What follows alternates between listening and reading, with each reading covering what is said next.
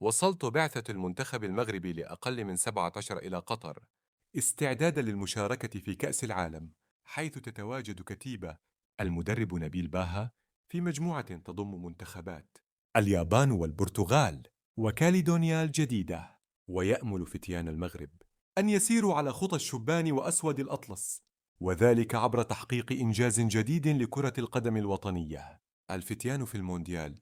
سيشارك المنتخب المغربي للفتيان في نهائيات كأس العالم لأقل من 17 سنة بقطر في الفترة ما بين 3 و 27 نوفمبر 2025، على أمل تحقيق نتائج إيجابية في المنافسة العالمية. ويشهد مونديال قطر للفتيان لأول مرة مشاركة 48 منتخباً في الوقت الذي يشاركنا أشبال الأطلس فيه عقب تتويجهم مؤخراً كأبطال للقارة السمراء بالمغرب. لذلك سيحضرون بقطر للدفاع عن كرة القدم الأفريقية أمام مدارس كروية مختلفة من العالم بأسره، من أجل تأكيد تطور كرة القدم المغربية في الآونة الأخيرة وقدرتها على فرض حضورها القوي في مختلف المحافل الكروية القارية منها والعالمية، خاصة بعد تتويج منتخب أقل من 20 سنة قبل أيام بلقب كأس العالم للشبان في الشيلي.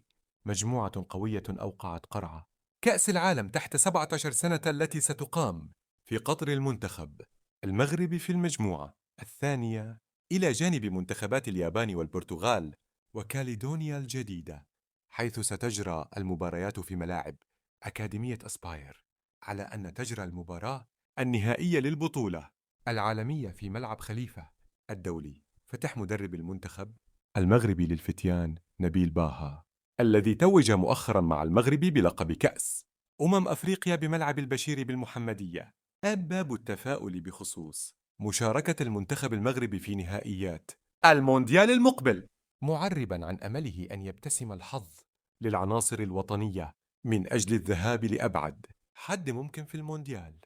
توقيت موعد المباريات للمنتخب الوطني المغربي على الشكل التالي: جدول مواعيد منتخب المغرب في مونديال الناشئين: اليابان ضد المغرب في يوم الاثنين 3 نوفمبر بيشرني الساعة 15:30 بتوقيت مكة المكرمة، الساعة 2:30 زوالا بتوقيت المغرب والجزائر.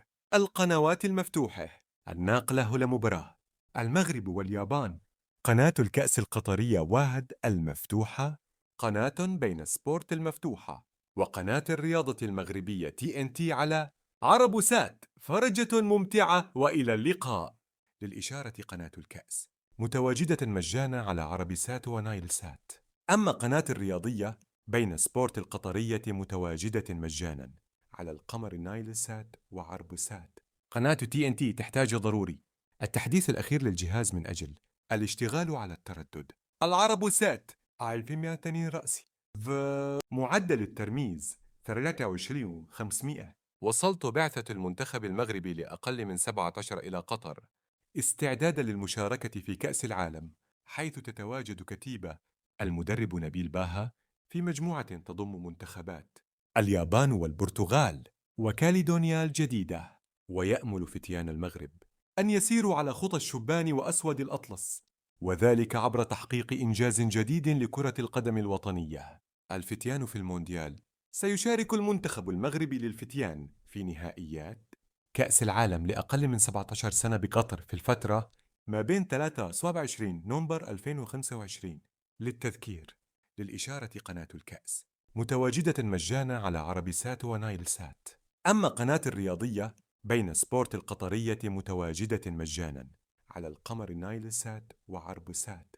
قناة TNT تحتاج ضروري التحديث الأخير للجهاز من أجل الاشتغال على التردد العرب سات 1200 رأسي معدل الترميز 23,500.